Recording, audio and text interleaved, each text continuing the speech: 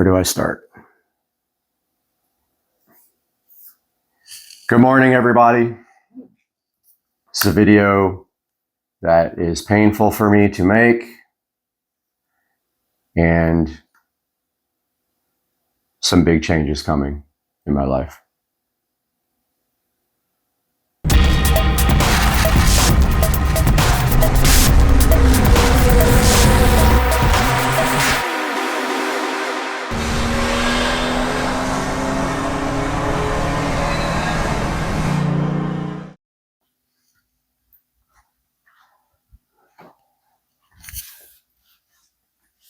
Hey guys, welcome back to Supercar Street Racing. And today I've just got a couple of things I have to talk about going on in my life right now. So, as you guys all know, my channel all started with car. It was all about my Toyota Supra, which regretfully years ago I sold. Probably the largest mistake I've ever made in my life. The biggest mistake that has happened is selling that 1993.5 Supra hardtop, which I bought brand new, by the way, almost. It had like 13,000 miles on it, not a scratch. And I modified it and ended up selling it. And I did make money on it, but after all the mods and stuff, I actually lost money, of course. Which brings me to the current situation that we are in right now.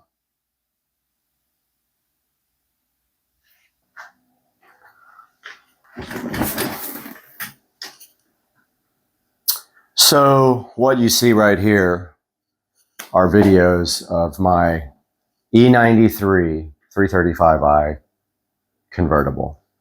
We can see here some hours being put into this car. It was modified, not heavily, but modified. It did have a MHD tune running E85 E50 blend. It had a VRSF large intercooler, and it had a VRSF charge pipe, amongst a few interior modifications, which also included the ID4 digital dash and also had the Android head unit on the inside. We have a lot of projects here on the channel, as you can see, with my 2011 335i, things like ethanol tune and running the car up to 160 miles an hour. Car has been with me for probably 7 years almost, maybe 6 years. I did buy it in 2017-ish, 2018, and I did pay $18,000 for it. At the time, it had an aftermarket warranty, which made it attractive. The car had lower mileage. I can't remember exactly how many, but I think it was in the 50s when I got it. So haven't driven it very much. And through the years, we have put content up on the channel, and the car has been with me ever since. And you can see here me doing a project on MHD on that side of the screen there.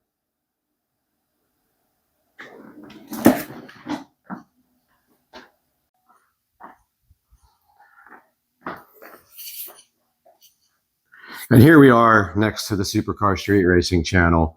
Obviously, the channel is named for car videos, but has kind of evolved over the years to also involve reviews and unboxings of awesome products to deliver to you guys.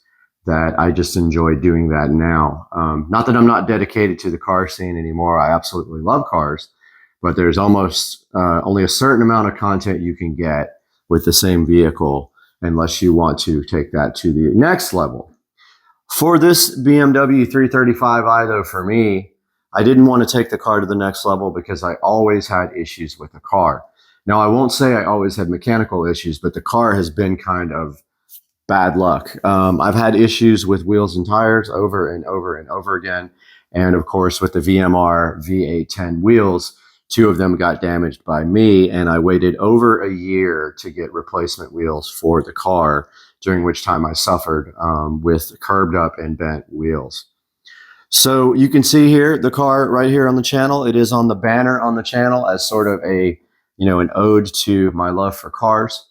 However, the time has come to do something else.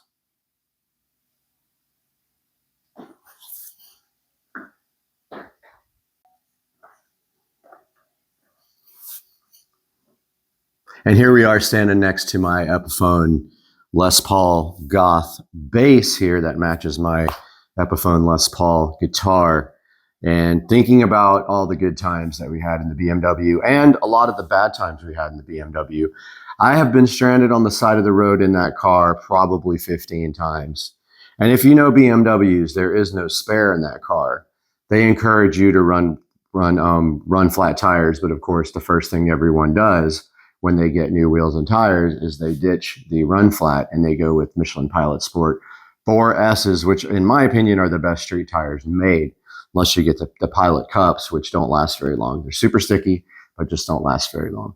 So that brings me where we are now.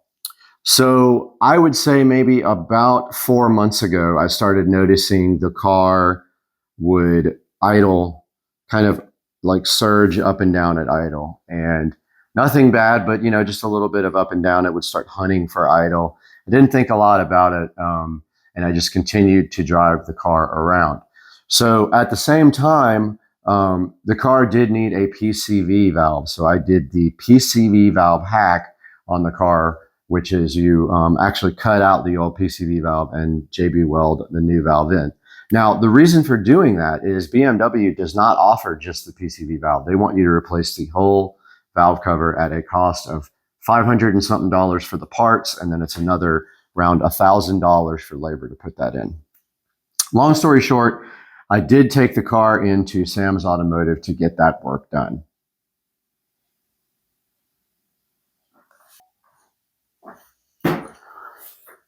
So Sam's Automotive took my car in about 4 months ago, and we made a point while we were in the car doing the valve cover replacement to go ahead and do the plugs and the coils on the car, because you're already in there and there's no labor. They already have to disassemble the whole car to get that valve cover out. And the reason we went with the valve cover replacement is it was leaking oil, and I wanted to get all the maintenance done that I could get done on the car. So long story short, we put the car into Sam's Automotive and we asked them how much that was going to be. And it was going to be around $1,800 to get the valve cover replaced, do the plugs and coils, and that is with parts and labor for everything out the door. So we put our car in Sam's Automotive.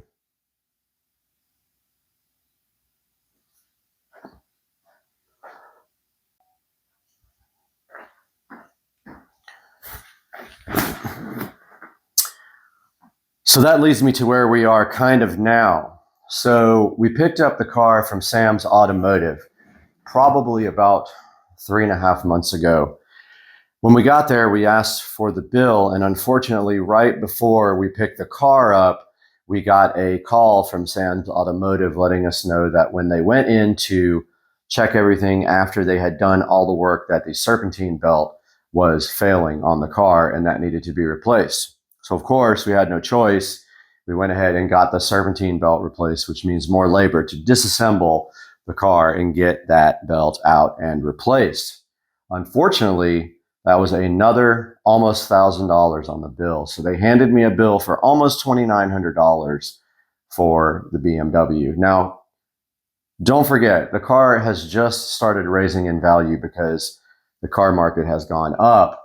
However, the car at that time was probably worth in the, I would say, $10,000 range. They don't hold their value very well. And even before that, they were worth $9,000. So the car has lost almost half its value in the 4 or 5 years that I have owned the car. So here we are with a $2,800 to $2,900 bill from Sam's Automotive, which we had to pay to get our car out at that time. So here we are with our BMW freshly repaired out of Sam's Automotive. I just spent $2,900 on the car, and then we started having issues with the wheels again. So when I just took a trip to California, and when I went, I left my car somewhere and the wheel and tire went flat. So long story short, we started doing some investigations on the car, and the wheel had a crack, a hairline crack on the back side of the lip, and we ended up stranded again with a flat tire on the BMW. So what we did at that point was we actually JB welded the crack to get the car back on the road because I don't have a spare. And then we ended up taking the tire and wheel to a repair shop, and they actually repaired the wheel 100% the right way, and also said the wheel was bent, which didn't make sense to me because I had never hit anything with it. Maybe it was bent from VMR. And then we got the car fixed and back on the road temporarily.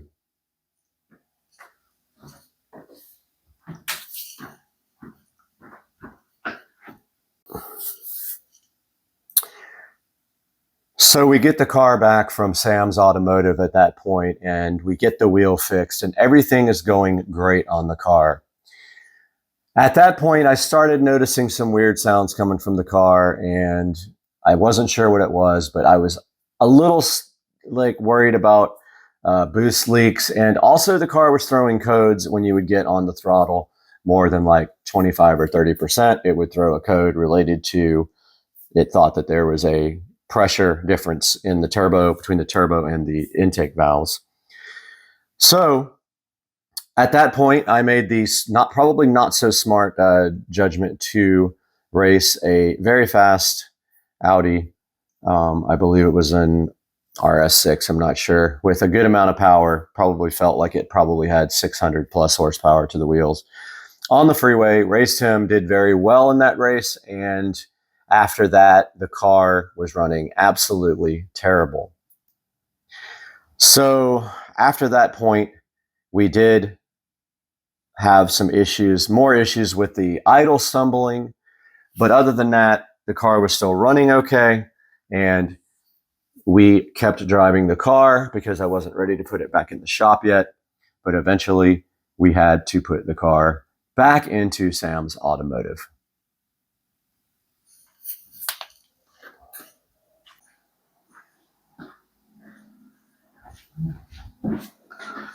So here we are taking the BMW 335i back to Sam's Automotive for the second time, not knowing what's going on, and the car was throwing codes up until that point related to a boost leak is what we suspected.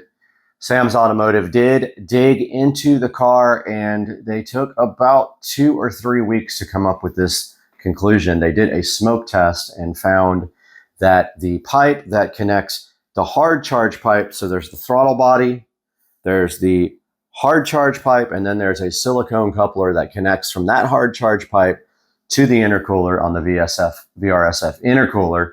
They did find that that coupler had been rubbing on the pulley. I guess whenever there would be in boost, it would expand, and it was rubbed a hole right into the coupler. Now, I was overjoyed at this point to have found the issue, and at that point, my challenge was to get a replacement coupler from VRSF, and they are email only, so I started the process of trying to get a replacement silicone coupler for my right below the charge pipe.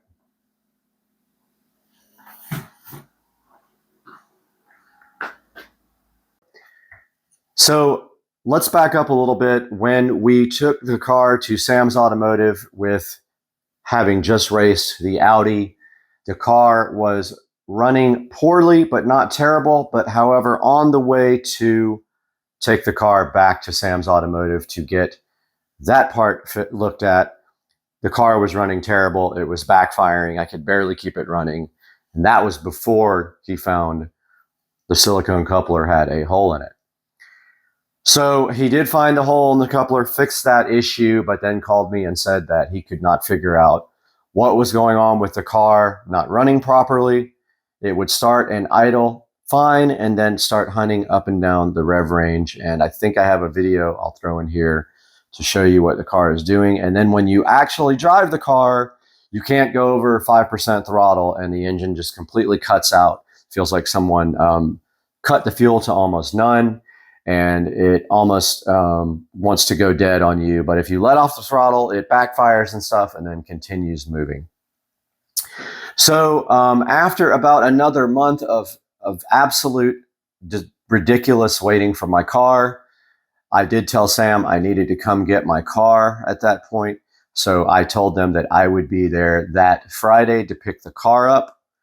So I did Uber over to Sam's Automotive to grab the car from him. And the mission at that point was to then flash the car back to stock with MHD and take the car home and see if I could troubleshoot it myself related to maybe the software or the tune. That was my last resort for figuring out what was wrong with the car.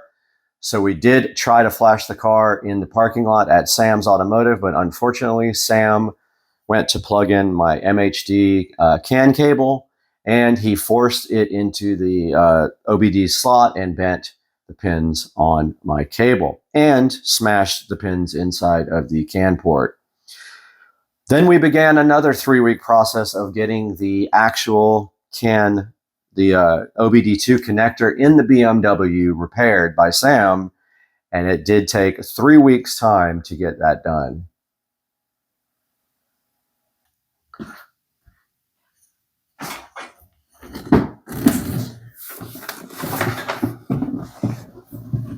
So here we have our 335i, and at that point, we have flashed the car back to stage 0 MHD, and it made no difference. So then we attempted to flash the car back to completely stock, and we were able to do that with a battery charger, which we had not been able to do before, which leads me to believe our voltage was just too low to flash over at the shop. We get the car flashed back to stage 0, and the car is still running absolutely terrible.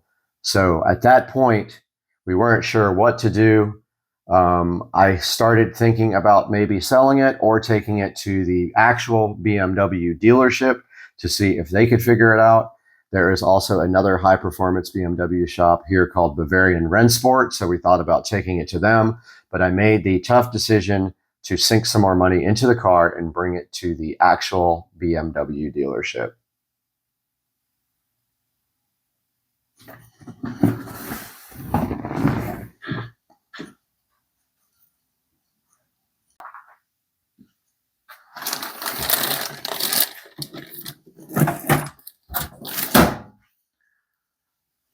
So we dropped the car off at Tom Bush BMW early on Friday morning, which was just 2 days ago.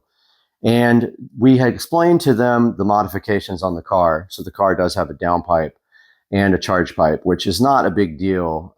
They should still be able to work on the vehicle. And they said, okay, that they would give it a shot. Now, keep in mind, the car has stopped throwing codes completely for the last probably couple of months, and the car runs absolutely terrible, but throws no codes at all, which is very strange. I kind of thought that when I flashed it back to stock, it would start throwing codes, and it did throw one about the gas tank level, which is probably not related to that at all. And so we get the car over to Tom Bush BMW super early on Thursday morning. We had a Friday appointment.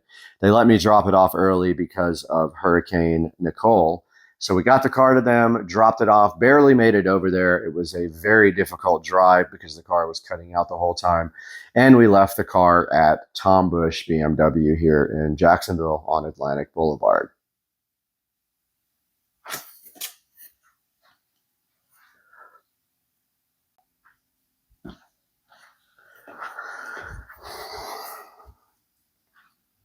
Tom Bush BMW called me first thing Friday afternoon and said, come get your car.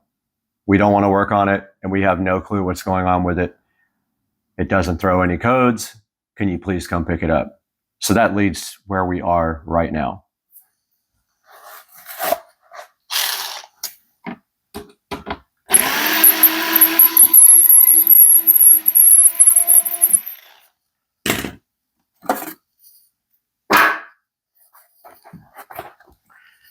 This car is sold, and it will leave hopefully first thing tomorrow morning.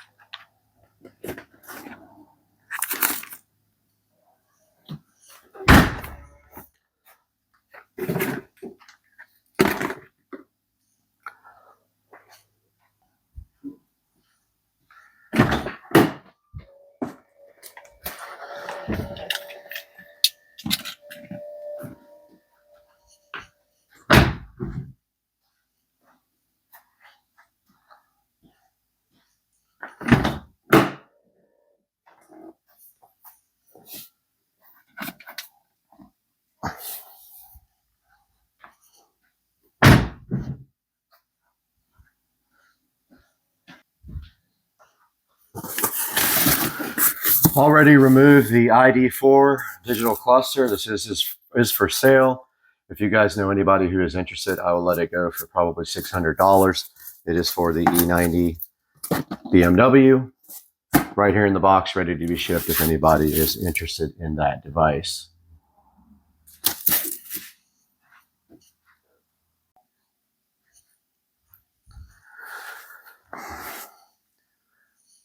So that's where we are right now.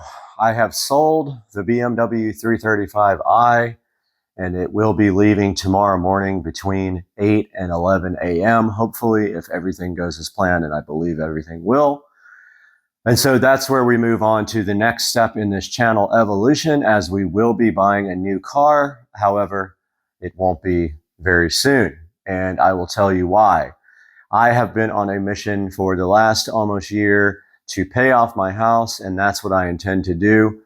I'm set on this. I won't change my mind about this, and I will not buy another car until this house is paid off. Previously, we spent over $70,000 on the pool. That project has completed, which leaves me time now to start paying this house off so that when I retire, I will not have a house payment. So there will be a car coming. We don't know when and we don't know what. I have my eye on some things that are interesting. I have been considering a lot of expensive cars. I've looked at McLaren 720Ss. I've looked at 911 Turbo S Porsches.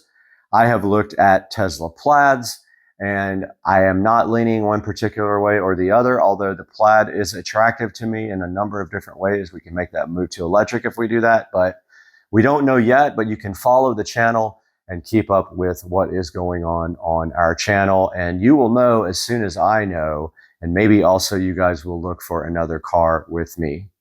But that's going to do it for today. Guys, this video is very difficult to make.